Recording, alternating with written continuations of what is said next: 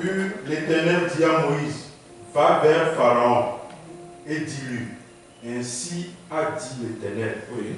laisse aller mon peuple, Laisse qu'il lui serve. Voilà. Le Seigneur ordonne, dit à Moïse, le Seigneur donne un ordre à Moïse. Va chez le Pharaon. Tu vas dire à Pharaon qui vous tient dans la captivité, qui tient mon peuple en captivité. Dis à Pharaon, laisse aller mon peuple.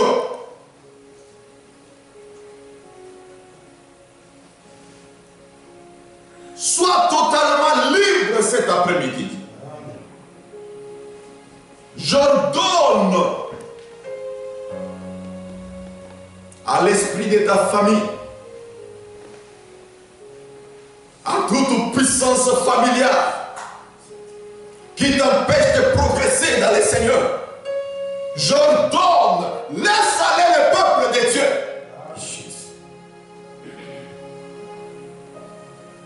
Laisse aller mon peuple.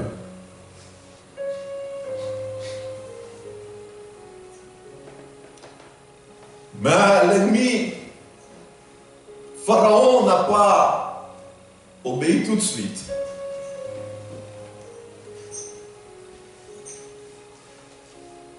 Et Moïse est rentré plusieurs fois devant Pharaon. Et la Bible nous dit que chaque fois que Moïse allait chez les pharaons et qu'il sortait de là, Pharaon amplifiait les degrés de souffrance du peuple de Dieu.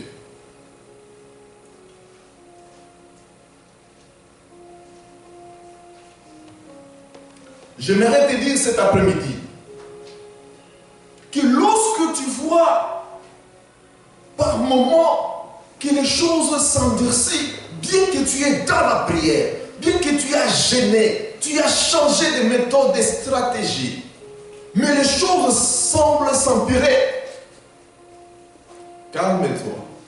Si réellement tu cherches la face de Dieu, calme-toi. Car ce sont les douleurs de l'enfantement. Ce sont les douleurs de l'enfantement. Et c'est ce que nous vivons dans Sion maintenant. Les douleurs de l'enfantement. Car les grandes choses vont venir. D'ici peu. Les douleurs de l'enfantement. Donc quand tu vois les choses semblent s'empirer, la délivrance est proche. La délivrance est proche. Là, l'ennemi est agité. L'ennemi est agité. Vous savez, lorsqu'il y a le feu, il y a de la braise est enflammée. Et vous venez avec de l'eau, vous jetez sur la braise. Qu'est-ce que vous sentez? Il y a une chaleur qui se dégage. Plus que ce qui était avant. Mais cette chaleur-là qui se dégage, cela ne veut pas dire que le feu ne va pas s'éteindre. C'est la chaleur de la fin. Alléluia. Quand les choses s'empirent, c'est que c'est vers la fin.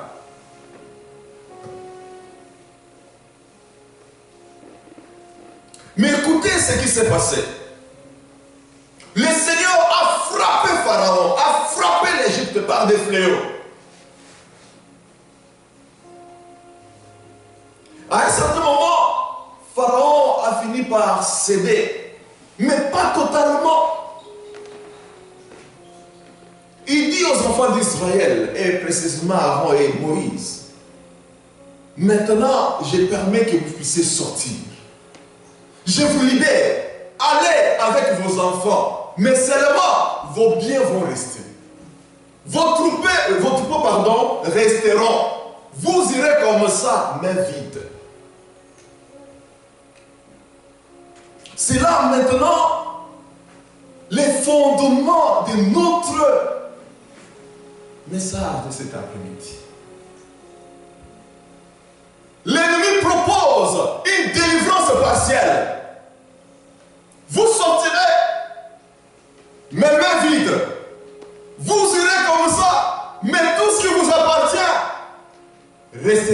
ici en Égypte. C'est ce qui arrive dans la vie de beaucoup de gens.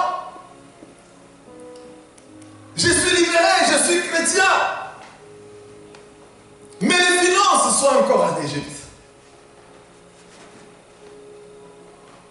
Pharaon proposait une délivrance partielle. Allez servir votre Dieu, mais je garde les finances. Allez servir votre Dieu, mais je garde le mariage. Allez servir votre Dieu, mais je garde la santé.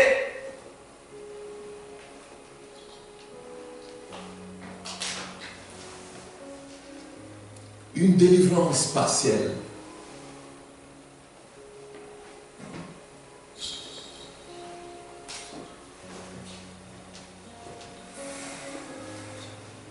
Mais Moïse a dit, on ne sortira pas les mains vides. On ne sortira pas les mains vides. Nous irons, nous, avec nos troupeaux. Nous irons, nous, avec tout ce qui nous appartient. On ne sortira pas les mains vides. Oh, quelqu'un dise, je sortirai avec tout ce qui m'appartient. Je sortirai avec tout ce qui m'appartient. Je dois sortir avec tout ce qui m'appartient.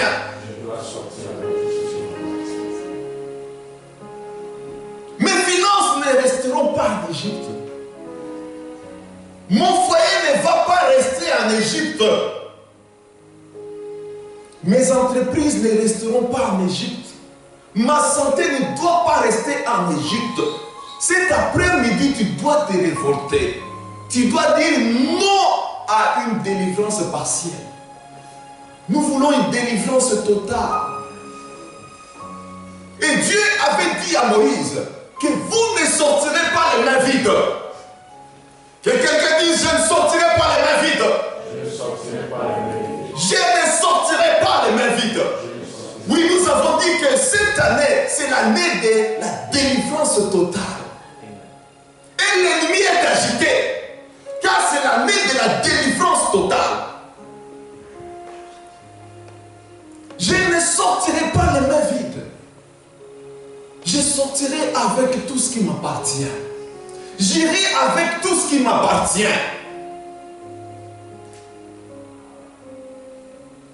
Je sortirai avec mes enfants. Je sortirai avec mon foyer, avec mes études.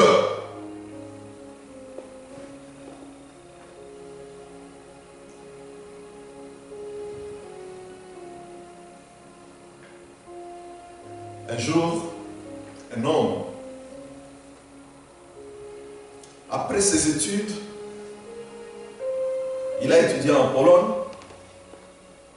Après ses études, il est rentré au Nigeria.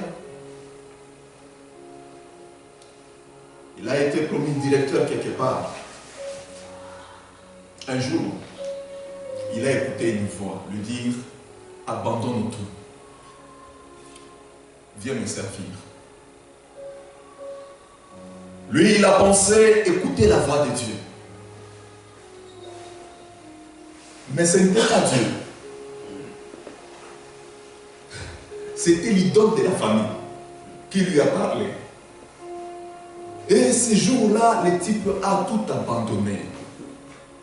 Ses amis étaient en larmes, disant, mais comment tu abandonnes ton travail? Il dit, le Seigneur m'a appelé.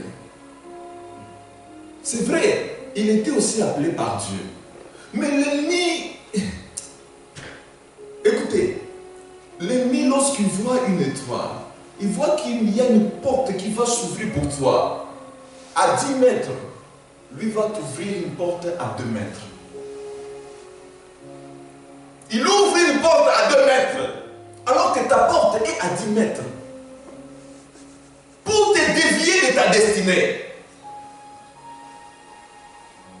Et c'est ce que les diables, l'idole de la famille a fait pour ces garçons, pour ses frères. Il lui a ouvert une porte à 2 mètres.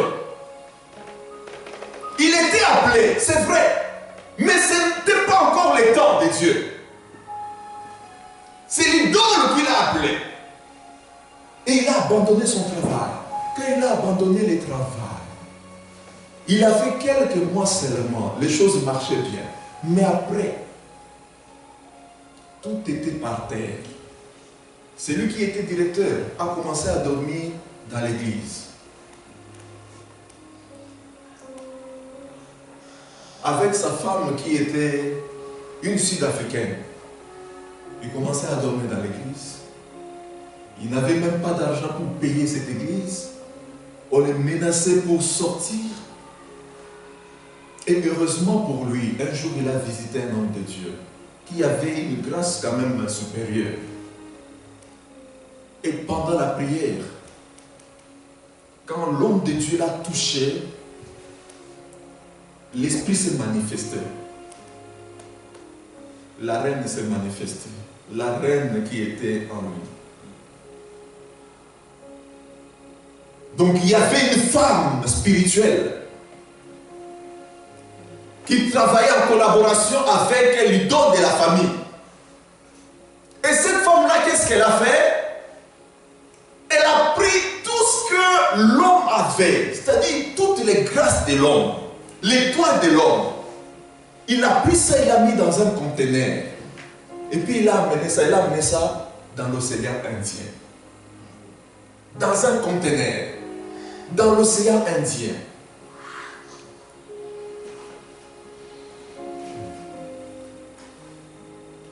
L'homme, il était chrétien. C'était un pasteur.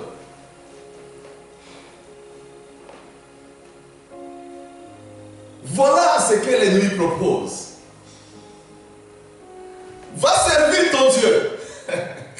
Mais moi, je garde tes biens. Et l'homme était incapable de monter.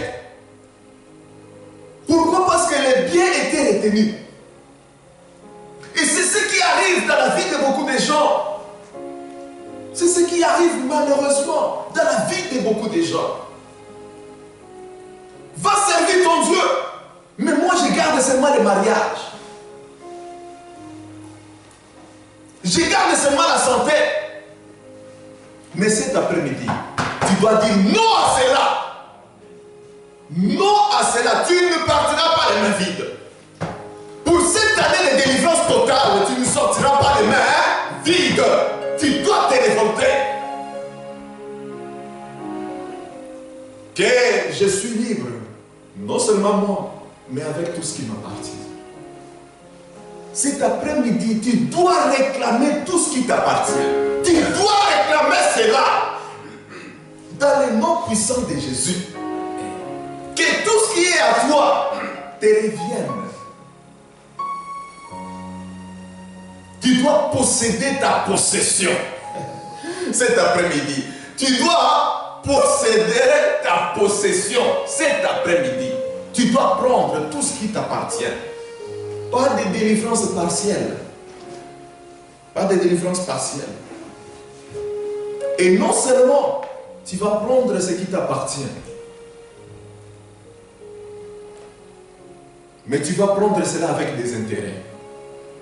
Car celui qui a pris ce qui t'appartient, la Bible l'appelle comment? Le voleur. C'est un voleur. Et il y a un principe de la restitution. Lorsqu'on attrape un voleur, dans la loi il était écrit ceci, que si on attrape un voleur, ce qu'il a volé, il doit retourner cela, multiplié par 5. Multiplié par 5.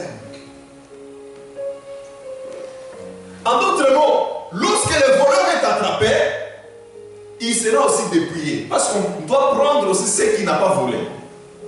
Il remet ce qu'il a volé, mais il ajoute ce qu'il n'a pas volé. Et c'est ce que Dieu avait dit à Moïse. Que vous allez dépouiller les Égyptiens. Vous allez les dépouiller. Vous ne sortirez pas à vide. Vous viendrez, vous allez sortir avec tout ce qui vous appartient, mais aussi vous allez les dépouiller. Et c'est ce que tu vas